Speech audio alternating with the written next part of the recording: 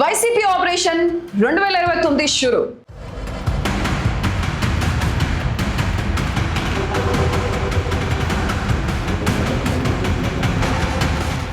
ఎన్నికలకు ఇంకా 3 ఏళ్ల సమయం ఉంది. సాధారణంగా అయితే రాజకీయ పార్టీలు రిలాక్స్ మోడ్లో ఉంటాయి. కానీ ఇప్పుడు ఆంధ్రప్రదేశ్ పాలిటిక్స్ ఉడికిపోతున్నాయి. కూటమి ప్రభుత్వం అధికారంలోకి వచ్చి 2 ఏళ్లు కూడా కాకముందే వాళ్లకు ఊపిరి సలపనివ్వకుండా వైఎస్ జగన్ చేస్తున్న ఆ మైండ్ గేమ్ ఏంటి?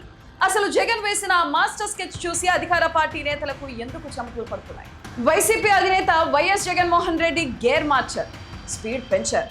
రాజకీయాల్లో టైమింగ్ చాలా ముఖ్యం. దాన్ని జగన్ ఇప్పుడు పర్ఫెక్ట్ గా వాడుకుంటున్నారు. కూటమి ప్రభుత్వంపై ప్రజల్లో వస్తున్న చిన్నపాటి వ్యతిరేకతను కూడా క్యాష్ చేసుకోవడానికి తన బలగాన్ని మొత్తం గ్రౌండ్లోకి దించేశారు. వైసీపీ నేతలకు ఇప్పుడు రెస్ట్ లేదు. క్షణం కూడా ఇంట్లో కూర్చొనివ్వకుండా ఏదో ఒక ప్రజా సమస్య మీద వాళ్ళను జనంలోకి పంపుతున్నారు. 3 ఏళ్ల ముందే తన ఫైర్ ఏంటో ప్రత్యర్థులకు రుచి చూపించాలన్నదే జగన్ అసలు టార్గెట్.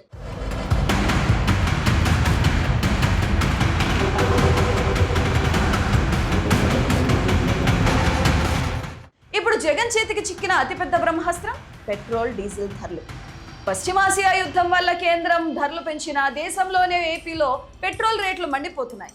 ఇక్కడే వైసీపీ సోషల్ మీడియా తమ మార్క్ చూపిస్తుంది. గతంలో విపక్షంలో ఉన్నప్పుడు మేము అధికారంలోకి వస్తే పెట్రోల్ ధరలు తగ్గిస్తామని నారా లోకేష్, చంద్రబాబు చేసిన కామెంట్స్ ను ఇప్పుడు వైరల్ చేస్తూ కూటమిని ఇరుకున పెడుతున్నారు.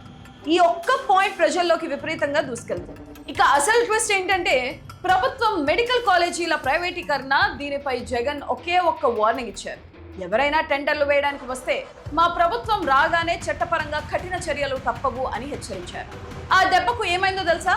గత కొన్ని నెలలుగా టెండర్లో పాల్గొనడానికి ఏ ఒక్కరూ ధైర్యం చేయడం లేదు. దీన్ని వైసీపీ తన బిగ్గెస్ట్ సక్సెస్ గా ఫీల్ అవుతుంది. దీనికి తోడు తమ ప్రభుత్వంలో ఆర్టీసీని కలిపితే ఇప్పుడు కూటమి సర్కార్ ఆర్టీసీని మళ్లీ ప్రైవేటీకరించే కుట్ర చేస్తుందంటూ వైసీపీ తీవ్ర స్థాయిలో ప్రచారం చేస్తుంది.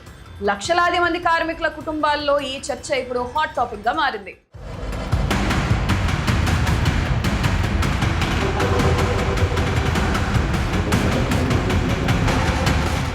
ఓవరాల్ గా చూస్తే ఎన్నికలకు 3 ఏళ్ల ముందే జగన్ విసురుతున్న ఈ పొలిటికల్ పాశుపతాస్త్రాలు టీడీపీకి, కూటమి ప్రభుత్వానికి పెద్ద తలనొప్పిగానే మారాయని విశ్లేషకులు భావిస్తున్నారు.